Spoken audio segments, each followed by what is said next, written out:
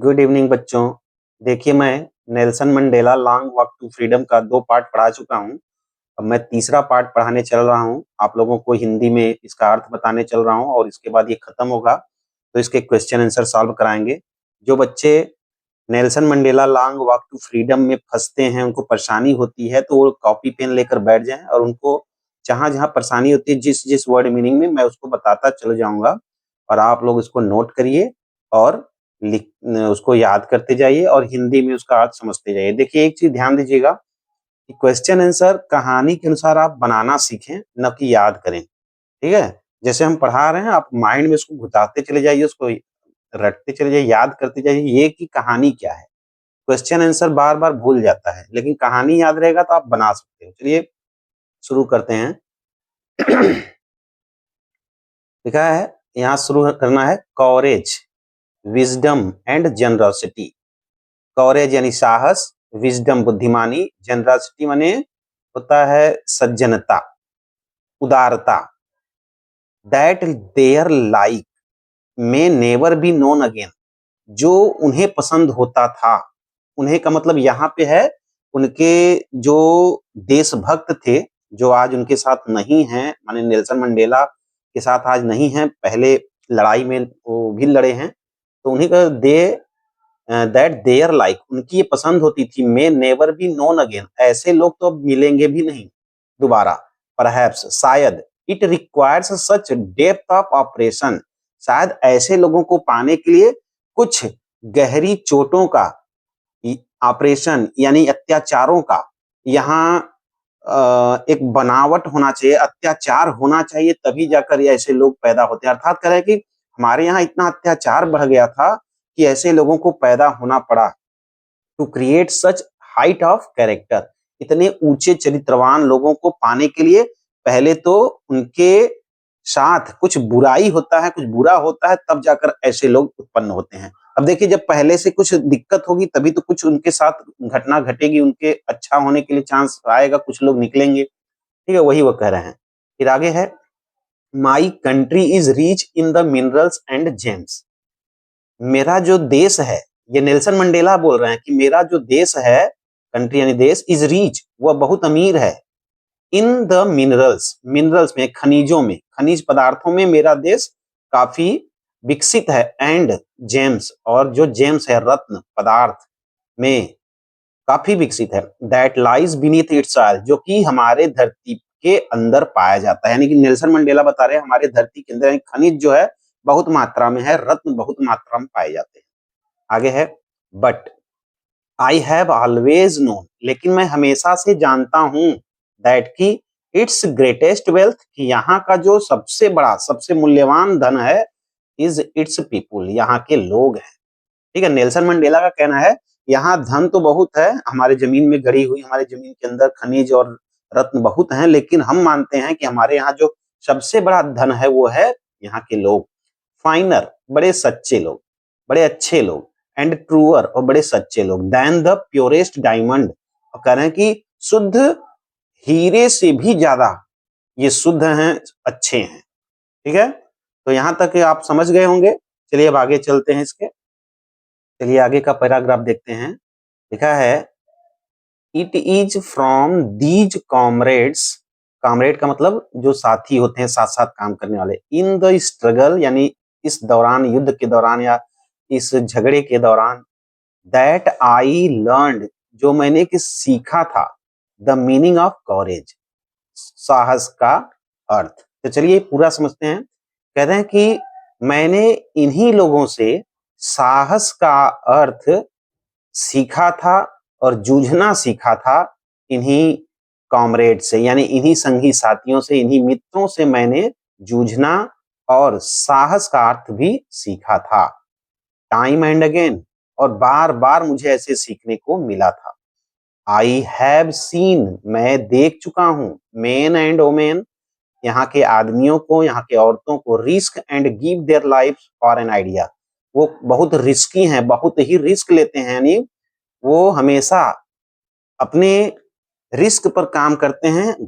कह रहे हैं कि women risk and give their life for an idea, एक विचार के लिए वो अपने जीवन को भी त्याग देते हैं, तो वो इतना रिस्क ले लेते हैं किसी विचार को पाने के लिए। I have seen men stand up to attacks and torture without breaking. मैंने देखा है ऐसे ऐसे आदमियों को स्टैंड अप जो खड़े रहते हैं टू अटैक्स आक्रमणों के लिए एंड टॉर्चर और अत्याचारों के जूझने के लिए विदाउट ब्रेकिंग बिना टूटे। अर्थात ये कह रहे हैं कि हमने देखा है बहुत से हमारे आदमी ऐसे हैं हमारे देश के लोग जो टॉर्चर को यानी अत्याचारों को सह लेते हैं बिना टूटे, बिना कुछ सोचे समझे। बहुत ही गंभीर होते हैं जो टॉर्चर्स भी सह लेते हैं, अटैक भी सह लेते हैं। शोविंग अ स्ट्रेंथ, वो एक पावर दिखाते हैं, एक शक्ति का प्रदर्शन करते हैं। एंड रेजिलियंस, और लचीलेपन का प्रदर्शन करते हैं। दैट डिफाइज द इमेजिनेशन, जो कि कल्पनाओं से काफी परे है। कल्पना भी नहीं किया जा सकता। इमेजिनेशन यानी कल्पना, और रेजिलियंस का मतलब यहाँ था लचीलापन। यानी हमारे देश के जो लोग हैं वो एकदम से तैयार रहते हैं टॉर्चर के लिए, रहते थे, यानी कि वो देख चुके हैं ऐसा, इसलिए बता रहे हैं कि कई बार उनके आदमियों पर टॉर्चर किया गया गोरों के द्वारा और अटैक भी किया गया, मारा गया, पीटा गया, लेकिन वो टूटे नहीं, वो अपने कर्तव्य निष्ठा के प्रति झुके नहीं।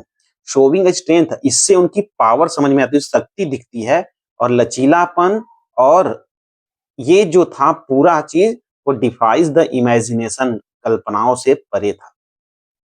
आई आगे है आई लर्न, मैंने भी सीखा था। दैट कवरेज, वही साहस, was not the absence for fear, absence of fear, जो साहस था वह डर का अब्सेंस नहीं था। अब्सेंट यानी कि अनुपस्थिति, वही अब्सेंस है। तो फियर ऑफ, यहाँ का अब्सेंस ऑफ फियर, वह डर की अनुपस्थिति नहीं थी। मैंने भी साहस सीखा था, लेकिन साहस का मतलब यहाँ डर की अनुपस्थिति नहीं, ऐसा नहीं कि मैं डरा नहीं तो साहस हो गया। But the triumph over it, बल्कि मैंने डर के ऊपर जीत हासिल किया था। The brave man is not ही, वह आदमी बहादुर नहीं होता है। Who does not feel afraid, जो डरता नहीं है। ऐसा नहीं है कि जो डरा नहीं वो अब बहुत बहादुर है, बट ही, लेकिन वह, हु कंक्वेयर दैट फियर, वह आदमी जो डर के ऊपर जीत हासिल कर चुका है, वही बहादुर कहलाता है। ठीक है, यहां तक समझ में आ गया। चलिए अब आगे चलते हैं।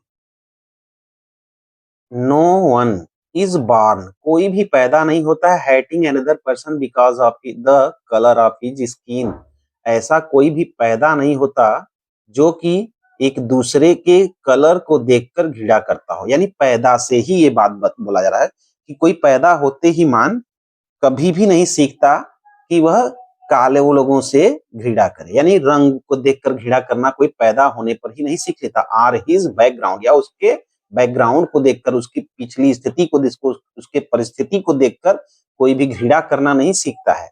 और हिज, या उसके रिलीजन, धर्म को देखकर भी घृणा कोई करना पैदा होते ही नहीं सीखता है।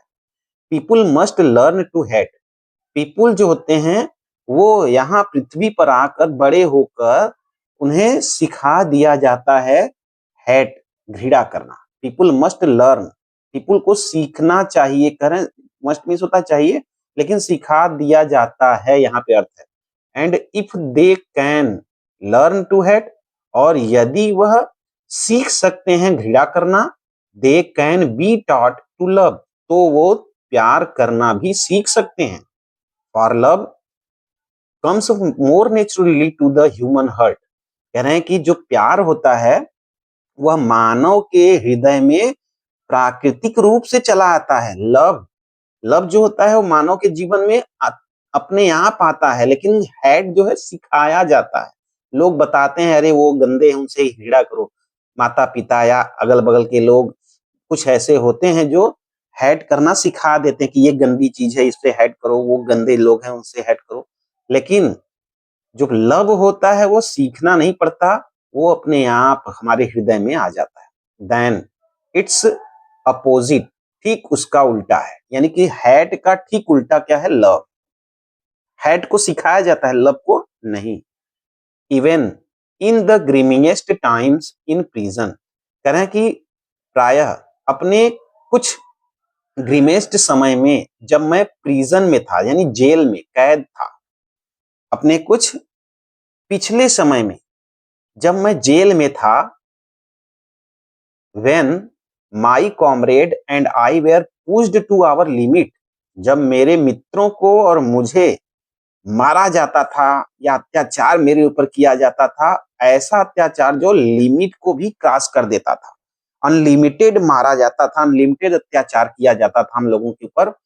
आई would see a glimmer of humanity in one of the guards, उस समय जब मेरे ऊपर अत्याचार हो रहा था तो मैंने एक झलक देखा था मानवता का, ह्यूमैनिटी यानी मानवता का, इन वन ऑफ द गॉड, एक गार्ड्स में, एक पहरेदार में, एक पुलिस के चेहरे से, हाव भाव से मैंने देखा कि उसके अंदर मानवता है। परहैप्स, शायद, जस्ट फॉर अ सेकेंड, केवल एक सेकेंड के लिए ही आया था, बट इट वॉज एनफ, लेकिन इतना काफी था, to reassure me and keep me going, और वो इसलिए कि मुझे लगा कि मैं अभी और कड़े बन सकता हूं, अभी और मैं अत्याचार सह सकता हूं, क्योंकि अत्याचार करने वाला भी थोड़ा सा मानवीय गुण रखता है। मैंस गुडनेस, मानव का जो अच्छाइयां होती हैं, इज ए फ्लेम, वह एक दिए के समान होता है, फ्लेम उजाले के समान, अर्थात एक आग के समान होता है, ज्वाला के समान, दैट कैन बी हिडन, जो छुपाया तो जा सकता है बट नेवर एक्सटिंग्विश्ड, लेकिन बुझाया नहीं जा सकता। ठीक है, तो ये हो गया। अब आगे चलते हैं इसके। इन लाइफ यानी जीवन में, अपने लाइफ में, एवरी मैन, प्रत्येक आदमी के हैज ट्विन ऑब्लिगेशन, दो कर्तव्य होते हैं। ऑब्लिगेशन का मतलब कर्तव्य, ट्विन माने दो, दोहरा कर्तव्य। कह रहे हैं कि प्रत्येक आदमी के जीवन में दोहरा कर्तव्य पाया जाता है, होता है। ऑब्लिगेशन टू हिज फैमिली, पहला तो उनका जो कर्तव्य होता है अपने परिवार के प्रति ध्यान देना, टू हिज पेरेंट्स, अपने माता पिता का, टू हिज वाइफ, अपने पत्नी के प्रति कर्तव्य, एंड चिल्ड्रन, अपने बच्चों के प्रति कर्तव्य, and he has an obligation to his people, और दूसरा उनका कर्तव्य जो होता है वह अपनी जनता के प्रति होता है, अर्थात लोगों के। ये जो नेल्सन मंडेला है वो बता रहे हैं कि देखिए, किसी भी मानव के दो कर्तव्य होते हैं, दो कर्तव्य उनके द्वारा किया जाता है, एक तो अपने परिवार के प्रति और दूसरा अपनी जनता के प्रति, अपने समाज के प्रति। His community, his country, in a civil and humane, कह रहे हैं कि अपनी मानव सभ्यता में, अपने देश में ऐसी ही लोग प्राप्त पाए जाते हैं, ऐसे लोग पाए जाते हैं जिनके दो कर्तव्य होते हैं। फिर आगे देखिए, society, each man is able to fulfil those obligation, कह रहे हैं कि प्रत्येक सोसाइटी में, समाज में, प्रत्येक आदमी जो होता है इज एबल, योग्य होता है, टू फुलफिल यानी करने के लिए, दोज ऑब्लिगेशन, वो दोनों कर्तव्यों का पालन करने के लिए, according to his own inclination, उनके अपनी अपनी सभ्यता के अनुसार, अपनी अपनी, एंड एबिलिटी भी लिखा है, और अपनी अपनी योग्यता के अनुसार जितना उनसे हो सकता है वो अपना दोनों तरफ से कर्तव्य निभाते हैं। बट इन अ कंट्री, लेकिन in a country like South Africa, South Africa जैसे देशों में, it was almost impossible for a man of my birth and colour to fulfil both of those obligation, कह रहे हैं कि साउथ अफ्रीका जैसे देशों में इट वाज ऑलमोस्ट इम्पॉसिबल, यह लगभग असंभव है, फॉर अ मैन, एक आदमी के लिए, ऑफ माय बर्थ, जैसे मैं पैदा हुआ जिस जाति में, एंड कलर, जो काले लोगों में, to fulfil both of those obligation, ये दोनों कर्तव्यों का पालन करना हमारे लिए असंभव है। यानी अपनी जनजाति के बारे में बता रहे हैं कि हमारे जनजाति में ये दोनों, यानी अपने परिवार के प्रति का कर्तव्य और अपने समाज के प्रति, ये दोनों कर्तव्य हम लोग पूरा नहीं कर सकते, यही बता रहे हैं। In South Africa a man of colour, South Africa में ऐसे व्यक्ति जो काले हैं, हु अटेम्प्ट टू लाइव, जो अब जीवन जीना चाहते हैं, एज अ ह्यूमन, एक मानव की तरह, being was punished and isolated, कहना कि अगर वो एक सामान्य मानव की तरह, सामान्य मनुष्य की तरह जीवन जीना चाहते हो, जैसे अन्य देश वाले जीते हैं, तो उन्हें इसकी सजा मिलती है, उन्हें आइसोलेट कर दिया जाता है, अकेले कमरे में बंद कर दिया जाता है, जेल में बंद कर दिया जाता है। In South Africa a man who tried to fulfil his duty, अगर साउथ अफ्रीका में अगर वो आदमी दोनों ड्यूटी निभाना चाहता है to his people, was inevitably ripped from his family and his home and was forced to live a life apart. कह रहे हैं कि साउथ अफ्रीका में ये नियम है कि अगर आप अपने परिवार के प्रति ध्यान दे रहे हैं, अपने परिवार के प्रति अपना कर्तव्य कर रहे हैं, तो समाज के प्रति अपना कर्तव्य नहीं करना है। और यदि अपना काम समाज के प्रति कर रहे हैं तो आपको परिवार से अलग होना होगा, यही बताया जा रहा है इसमें। Force to live life apart, यानी करें कि आपको अपने परिवार से अलग होकर जीवन जीना पड़ेगा। A twilight existence of secrecy and rebellion, कह रहे हैं कि द्विविधा, a twilight existence of secrecy and rebellion, यानी द्विविधा दिखाई देती है, द्विविधा जान पड़ती है और विद्रोह जैसा लगता है, अर्थात इस कार्य को करने में विद्रोह पैदा हो जाता है। अगर हम दोनों कार्य को निभाना चाहें तो इसमें विद्रोह हो जाता है, इसमें बड़ा ही झंझट होता है। I did not in the beginning choose to place my people above my family, I did not in the beginning, शुरू में मैंने ऐसा नहीं किया, मैंने चुना नहीं था choose to place my people above my family, शुरू में तो मैंने अपने परिवार को ही देखा था, मैंने अपनी जनता के प्रति समाज के प्रति कोई एक्टिविटी नहीं किया। But in attempting to serve my people, लेकिन जैसे ही मैं अटेम्प्ट किया, माने शुरू किया अपनी जनता के प्रति अपने समाज के प्रति कुछ सेवा करना, आई फाउंड दैट, मुझे पता चला कि I was prevented from fulfilling my obligation, कि मुझे इस कर्तव्य से मुझे रोका जा रहा है, प्रिवेंट किया जा रहा है, रोका जा रहा है। एज अ सन, एक पुत्र के जैसे, ए ब्रदर, एक भाई की तरह, ए फादर, एक पिता की तरह, एंड ए हस्बैंड, एक पति की जैसे। अर्थात कह रहे हैं कि अगर हम समाज के प्रति काम करना शुरू किए, मैंने कर दिया, तब मुझे पता चला कि अब परिवार से मुझे हटाया जा रहा है, निकाला जा रहा है, अब मुझे न तो पिता का कर्तव्य निभाने दिया जा रहा है, न तो पुत्र का कर्तव्य, न तो भाई का कर्तव्य, न तो पति का कर्तव्य निभाने दिया जा रहा है। ठीक है, ये भी हो गया। चलिए अब इसके आगे का देखते हैं। I was not born with hunger to be free, मैं पैदा नहीं हुआ था यह स्वतंत्रता का भूख लेकर। अर्थात कह रहे हैं कि जब मैं पैदा हुआ था तो मुझे पता ही नहीं था स्वतंत्रता प्रतंत्रता क्या है। आई वॉज बॉर्न फ्री, मैं पैदा हुआ था स्वतंत्र रूप से। ठीक है।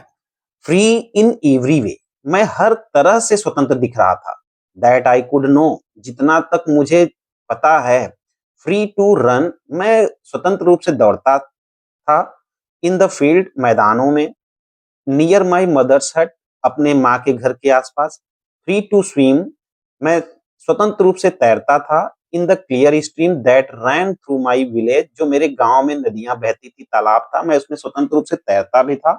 बचपन में मुझे तो कोई स्वतंत्रता पता ही नहीं चला, मैं स्वतंत्र ही दिखाई था। Free to roast mealies under the stars and ride the board back of slow moving bulls. अब कह रहे हैं कि free to roast mealing under the star, कह रहे हैं कि मैं खुले आसमान में बैठकर, और यहाँ पे जो मिलीज है, मिलीज का मतलब वो भुट्टा होता है, उसको खाया करता था।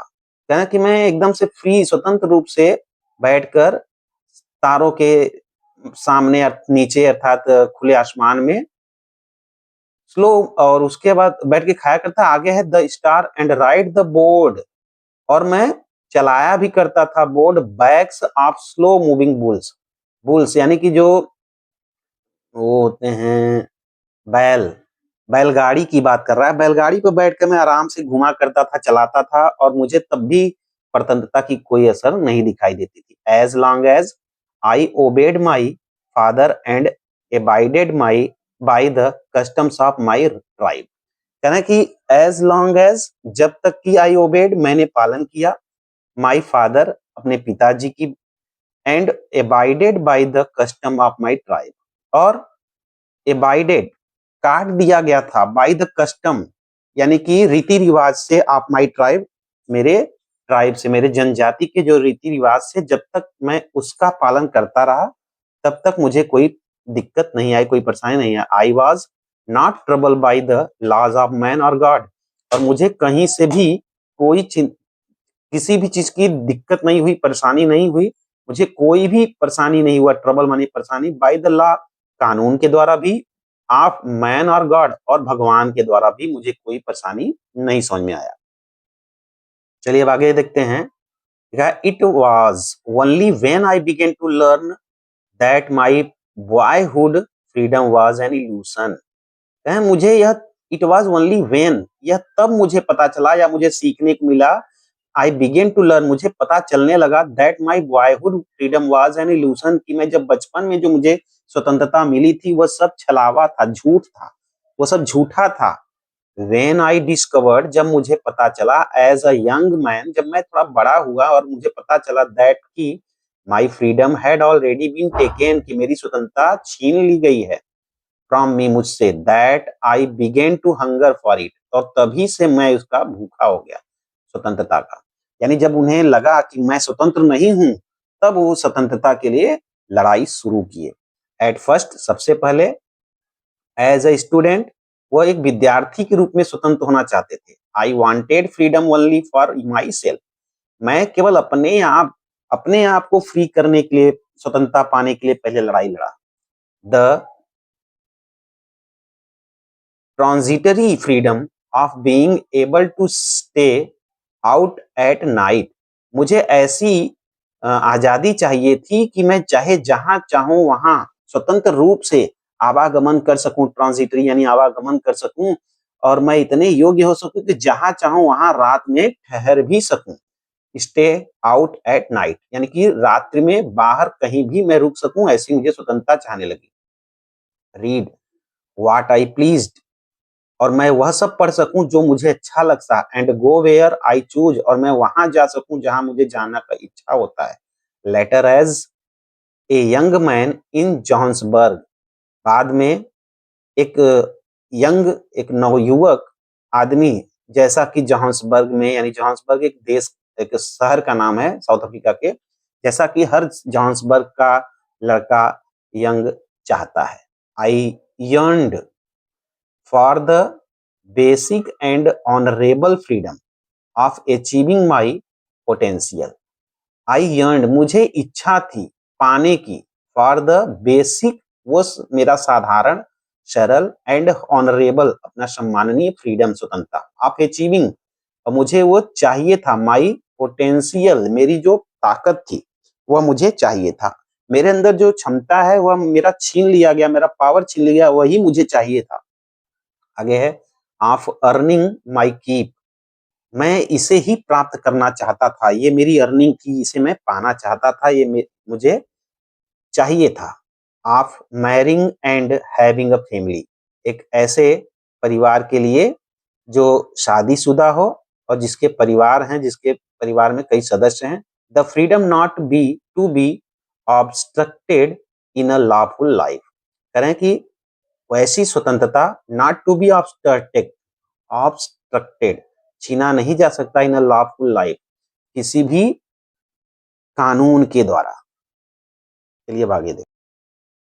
बट देन, लेकिन तब, I slowly saw that not only was I not free, मैंने तब देखा कि, धीरे धीरे, सा, देखा कि, that not only was I, केवल मैं ही नहीं था स्वतंत्र का भूखा, but my brother and sister were not free, लेकिन मेरे भाई बहन भी स्वतंत्र नहीं थे।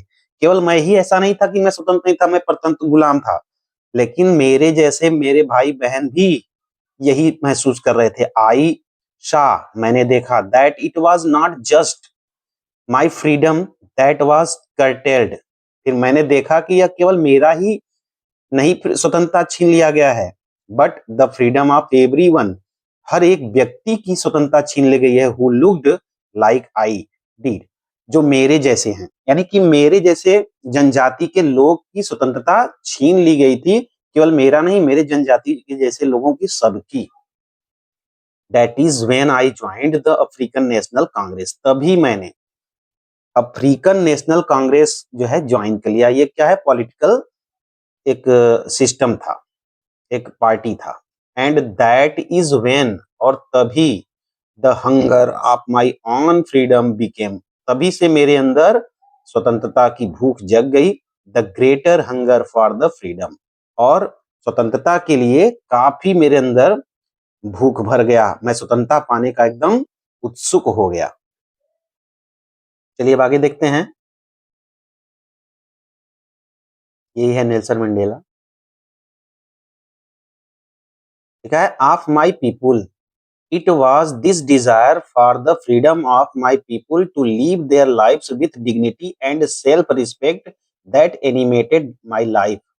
कह रहे हैं कि it was this desire, यही इच्छा थी मेरी, for the freedom, स्वतंत्रता की, of my people, मेरे लोगों के लिए, to live their lives, अपना जीवन जी सकें with dignity, एक डिग्निटी के द्वारा, अर्थात जान पहचान, अर्थात एक अपनी छवि लेकर स्वतंत्र रूप से जी सके, डिग्निटी, मान सम्मान के साथ हम जी सके, यही हमारी इच्छा थी।